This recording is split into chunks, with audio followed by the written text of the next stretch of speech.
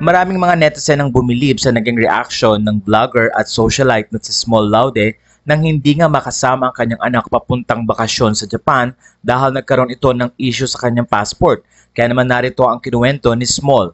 My daughter got left behind because of Pal's wrong decision.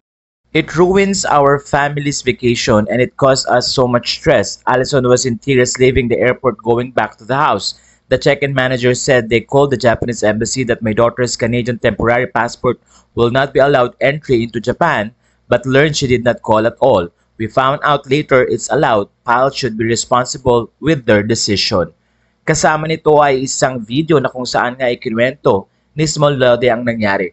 Pero marami ang natuwa dahil sa kabila ng stress na dinanas sila ay nanatiling compose pa rin ang nasabing mayaman na vlogger.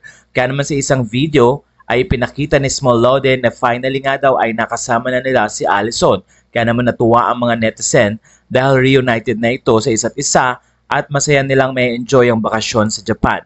Sana nga lang daw ay maging maayos ang desisyon ng Flypal para hindi nangyayari ang ganitong aberya lalo na't maraming tao ang naapektuhan pati ang oras nila na sana daw ay nag-e-enjoy ay kailangan pang asikasuhin ng mga bagay na dapat daw ay hindi nangyari. Ayon sa mga fans, mukhang kailangang i-improve ng Flypal ang kanilang serbisyo para maiwasan ang mga ganitong pangyayari. Wala na pong masasabi nyo sa store na ito.